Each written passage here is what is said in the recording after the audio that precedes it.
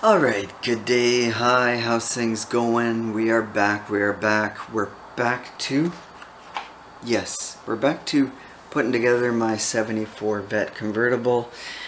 And as I said before, I'm trying to replicate a car my uncle bought new way back in the 70s, mid-70s. And I'm kind of gonna alter it just a little bit.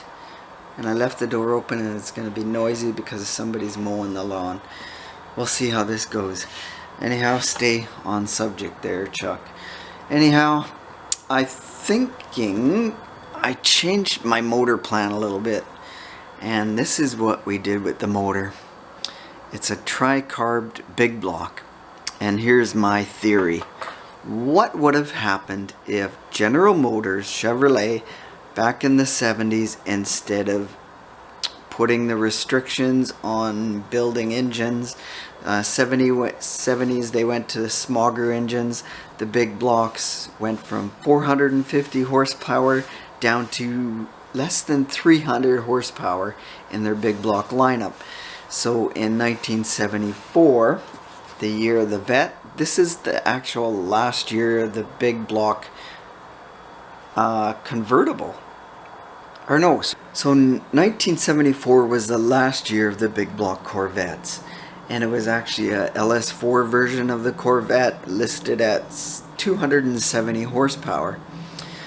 Now there wasn't a lot of big block Corvettes produced that year. I think my figures I wrote down were 37,502 Corvettes were built. Of those, 5,474 were convertibles.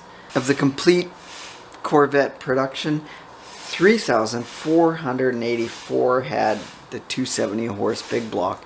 So if you take the convertible production, they say around 500 big block convertibles were built. But I'm going to change this a bit. I'm going to make this into an LS8. They never made a LS8 Corvette. They made the LS4, as I just said. They made the LS5, which was the more tuned down, carbureted or hydraulic cam version in 1970-71. And then they had the big dog, the LS6 solid lifter top dog in Chevrolet. They did the LS6. They were going to put together an LS7. And they did put together an LS7 engine, and they didn't install it in any cars because smog controls came up. So instead, the LS7 was offered over the counter. You could install it yourself into any vehicle, and it was rated at 465 horsepower is what they said. LS6 was 450 horse.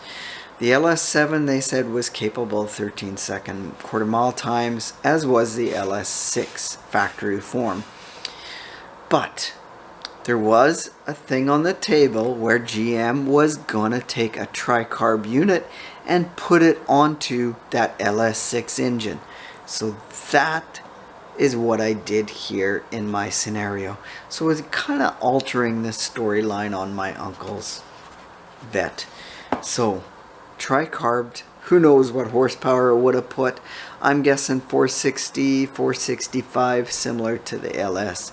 Because if a 450 horse, 454, single 4-barrel carb is 450 horse, why wouldn't tri-carb be 465 or maybe even 460 horse? Maybe we'll go with 460 horse because 465 horse was what the LS7 engine was rated at, and it had like a way crazier cam than what the LS6 had.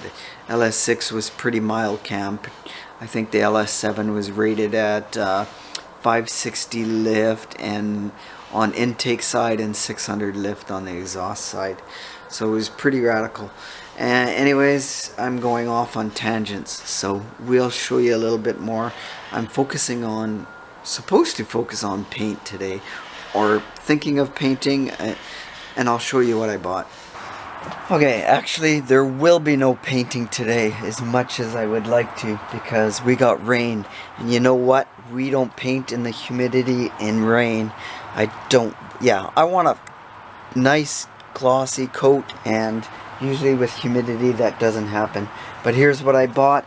I decided to stick with the same brand and kind of primer as I am with the paint. That way there's no issues at all. So I'm gonna, yes, this is what I'm gonna use right here. The Rust-Oleum primer. And I went with a right primer because I want the red to be a little bit brighter. If I use the gray primer or black primer or whatever, the red will come out darker. So this is my base coat, and I'm going to use this on some other projects that I have, and I will try top coating. My other project, which I might show you, is I'm going to use Duplicolor automotive paint on it, but I'm going to try this primer first because yeah, I want that lighter coat on. Anyhow, what do we got going on today? Do we have enough lighting on this situation? Maybe, maybe not. We're back onto the 74 Corvette. Can't speak properly. Maybe I need a beer. That might help me speak proper. So we're back doing this vet. I don't know where we left off, but what I would have liked to done, I would have liked to paint this. Yes, I'm going to paint it using the Rust-Oleum, ever controversial Rust-Oleum. It's a big thing, so I'm going to paint it, see how it turns out. I'm not looking for this super shiny, crazy ass paint job that everybody wants. This is gonna try and replicate a factory finish, a factory driver that mentioned before my uncle used and drove and had a vet like this. But the only problem is I went to paint it and I noticed I glued this post and it broke. So I'm not gonna paint it. It is in primer. It's white primer, yes. To clarify, a sanded white primer already. However, I think I'm going to redo this post. We're going to re-glue it, let it set for a few hours, and then I'm going to put something to strengthen it. We're going to put a little piece of plastic in there, tying these two in. So we need a bit of support there. And I'm going to tinker away with whatever suspension. See, we have to put the suspension together. So that's today's trick. Or sorry, that's today's project. Getting back on it. I've wanted to do some modeling for a long time, and I went out and bought some new kits, and I'm not going to show you the kits today. That'll be another day. So let's kind of play with this a bit. So I tried videoing white on white. It's not coming in the best. That pillar there, and you can see this side, it's similar. It has that little bump thingy there. And if you check the other side, it has that little bump on the bottom. So both have the bump. However, you can see the little misalignment, or at least I can, with my magnifying, yeah, right there. So we gotta try and keep it in line there. I might have, yeah, so there, if we can keep it like that, we'll do okay. Now what I was getting at, the white background doesn't help us. So what happens if we use red? Is that better? Yeah. So there we go. That is the crack we got. So I'm going to leave it like this, let it set up for a couple hours, and then I'm going to show you what I'm going to use a little bit after. And I think once I put some bare metal foil to do the chrome on that pole, we should be okay. Or pole. Pillar! Get your words right, Chuck. So once we get the pillar on it, chromed, I think you won't be able to see anything, and it should work out for what I want anyway. The glue I am using is a very old Tester's regular model glue. That's what I used. I put a drop on the back. I don't know if you can see it anymore.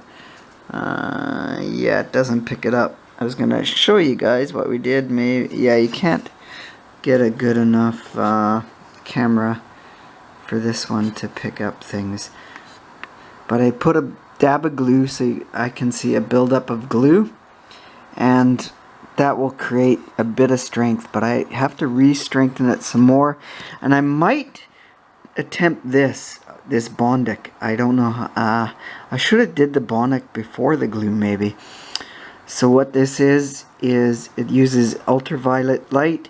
You put a dab of this on. I'll show you what it does and how it works. And then once you put a dab of the glue on, you use this ultraviolet light and it bonds plastics and everything, a lot of different materials together. Okay, so I'm not going to have time to do the Bondic today.